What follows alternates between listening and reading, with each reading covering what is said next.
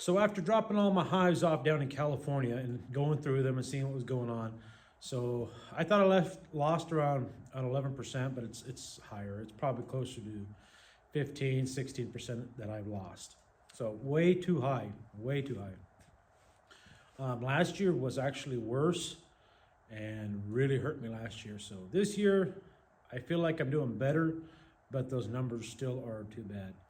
And one of the things, so when I was actually driving up, I was listening to Ian Stepler on some of his videos, and I haven't been watching him because I've been so busy lately, so I haven't been keeping up on a lot of that stuff. So one of the things he was talking about was about the hives dwindling down in size as time goes by. And I was noticing the same thing, especially so like when I pulled my hives out of the sheds last year, we treated them with oxalic acid. When I brought them back here after the almond pollination, on my 10 frame boxes are a lot better boxes. And so when I was doing alcohol wash, I was washing zeros. On my 8 frame boxes, I can't remember what I was washing. I was washing maybe, it was less than 1% if I'm not mistaken. I have to go back and look at my video, but those boxes have a lot of holes in them. So the oxalic acid probably wasn't staying in there as well. And some of them, the way the entrances are both facing both the same way. So you got to pop that backside up and then put the vaporizer in. And so some of it also might be blown out of the other entrance. So there's a few issues with the 8 frame boxes and the pallets that they're on. So that's what I attributed those mite counts on the 8 framers versus the 10 framers. And I still think that's correct. Now, as time went by, my mites started to climb, and I was hoping to get some treatments on in August, and I did. There are some things about it as far as how my timeline wasn't quite right on getting some of the treatment on, but it was around August, and everything seemed to be working pretty good. Getting the mite drops, dropping them down. And after I was done with the mite treatment and I went back and looked, I did notice that my mites seemed like they kind of came back up a little bit. And it was a little bit confusing because my numbers were like really, really low and I wasn't sure what was going on. And then this year has been a very warm year going into, it kind of cooled down, but they stayed fairly warm. So they were still brooded up and everything. So I was a little bit worried about that. But it cooled down enough, got them over into the sheds. And when I shipped them out too, one of the things is when I loaded them up on the trailer to get them shipped out, I was running a little late and it was a nice cloudy day, but all of a sudden the clouds gave way, sun came out and bees were everywhere. I probably lost a whole box of bees just because of that. It was terrible. But at that point, there's nothing you can do. I was still loading up and still had to get the nets on. So it was a mess. But anyways, that didn't help my hives at all, especially on the smaller side ones. Now, going through my hives that were down in California right now, I had quite a few of them that absconded. And it's really weird because full of honey. And I was thinking, you know what? I mean, it couldn't have been the mites because I had good treatments on them. I hit them with oxalic acid vapor once it got cold. And so like I was thinking everything should have been right. The mites shouldn't have been there. But I think I was wrong. I think I still had an issue with mites. And kind of like what Ian Stepper was saying, that the efficacy of when you're treating in the spring, like of the apivar and all that, it's probably more like 50%. And it made me think though, as far as how that is working, because you should be seeing, if it's 50%, you should be able to go through, check and say, hey, look, I still got high mite counts. And I forget what the number is it 2/3 or whatever it is that the mites are actually underneath the cappings. But I've been kind of thinking about this and why are we washing such low numbers if we're still having such high amounts? And it made me think of I bought a licensed uncapper from a guy a couple hours away from me. And he was saying that he was supposedly looking inside his hive and he seen a bee crawl out, emerging, and the mite left that bee and crawled into another one being ready to be capped over. So at that rate, there's no 3 days or whatever before they go back in. Now, I don't know if that was a young one that had just got mated, if it was an older one that had came out that had went into the cell. Don't know what it was, but I just kind of wrote that off as, okay, you know what, whatever, just somebody telling a story. Didn't know if it was true or not.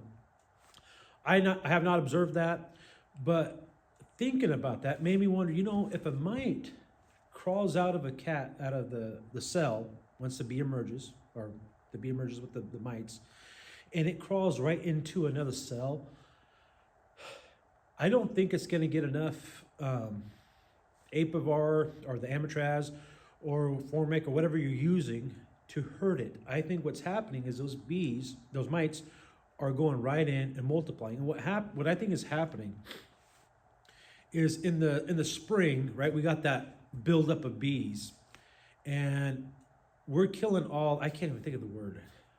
Anyways, we got all the bees, all the mites that are on the bees that are inside the hive. And when we're treating them, we're killing all those. We're not killing anything under the cappings. And I'm thinking that a lot of these mites are going off of right out of the emerging with the bee and crawling in.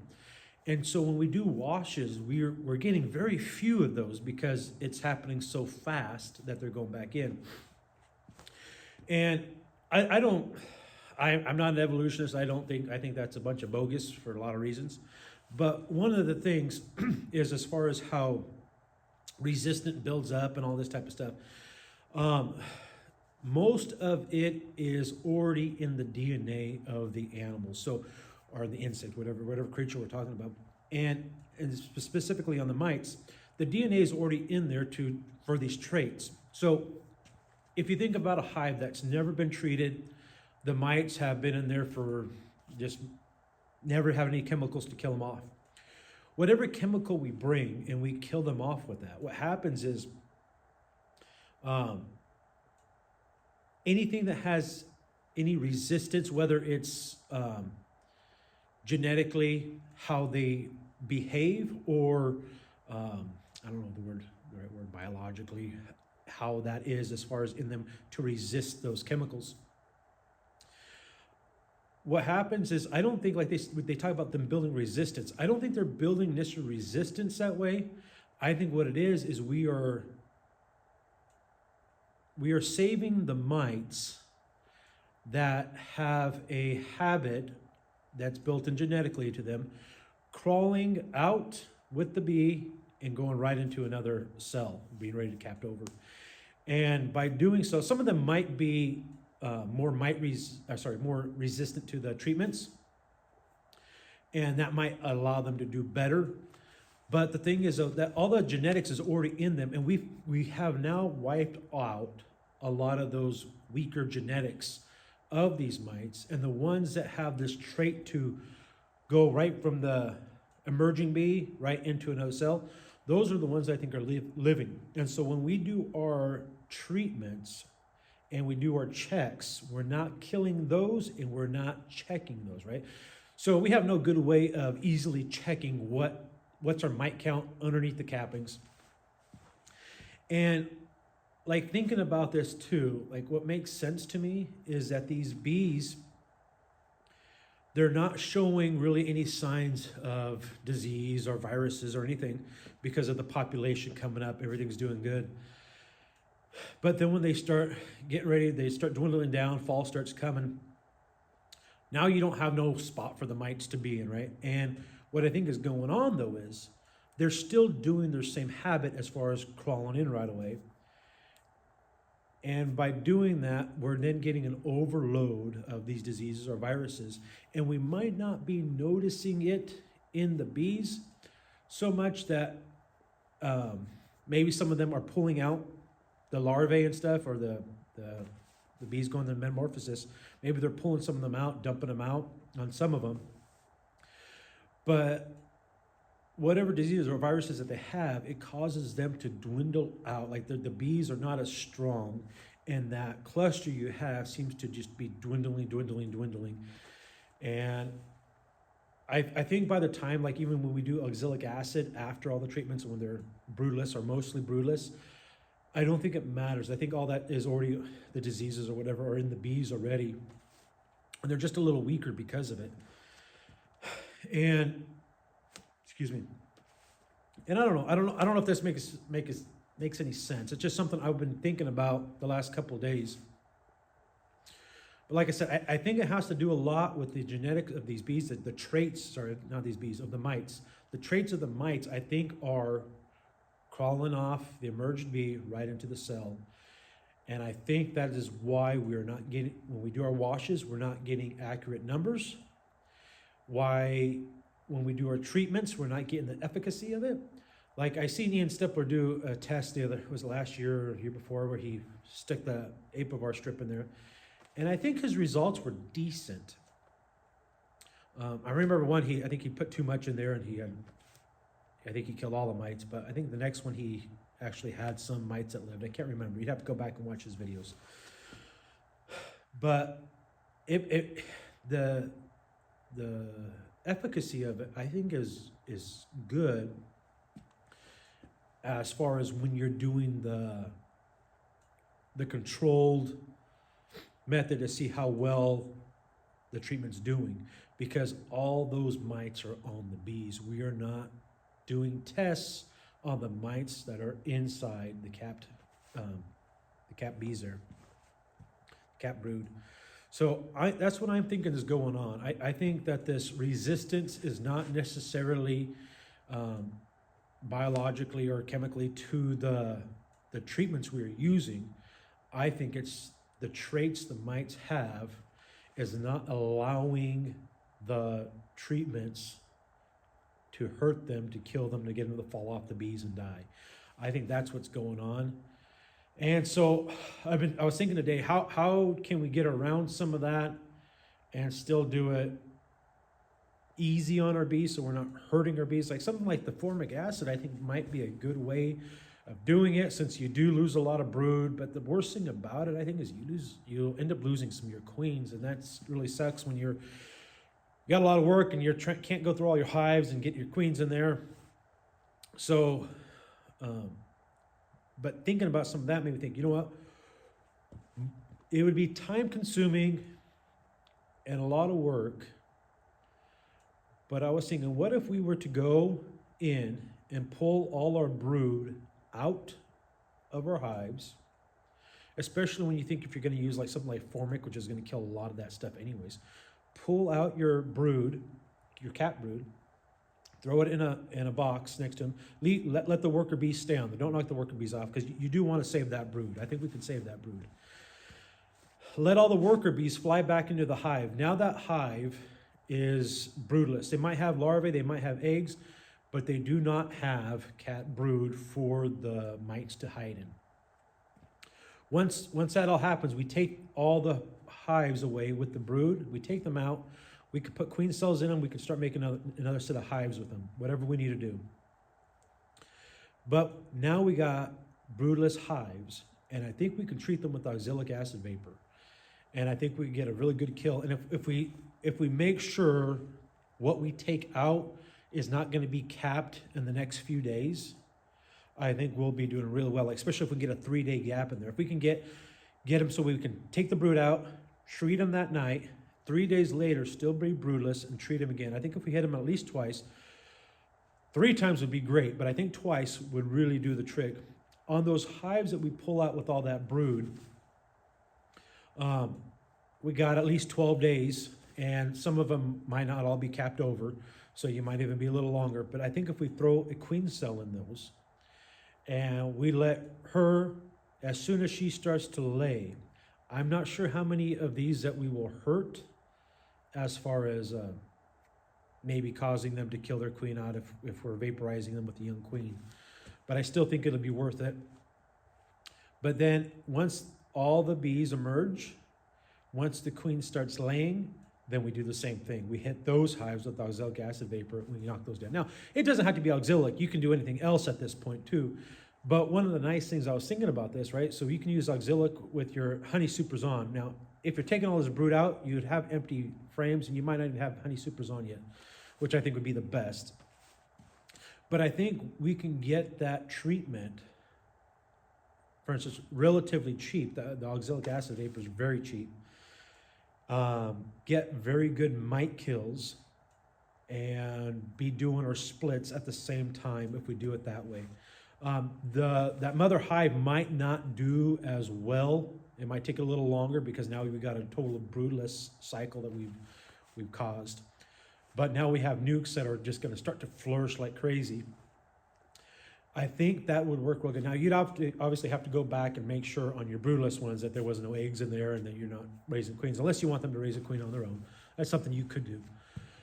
But to do that, broodless, treating with oxalic acid vapor, I think we could really knock those mite levels down and get that 90% efficacy. Early in the year, that would take us to August time. And then maybe even doing something similar to that, right? Where we're pulling all the brood out again, setting them with the queen cell or putting a mated queen in with them, but maybe keeping her on a one frame or something so she's not laying everything up. I'd rather just lose one frame of brood or something rather than lose a whole bunch of brood. But then coming through and treating those.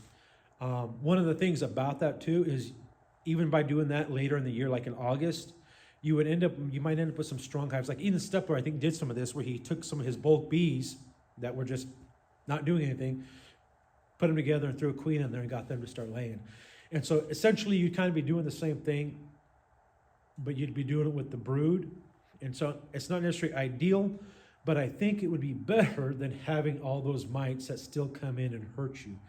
Getting the mites 90% wiped away in August, September right there, I think would put your hives at a higher chance of making it through winter with the numbers they need to have than it is to try to save that little bit of brood and end up with smaller hives.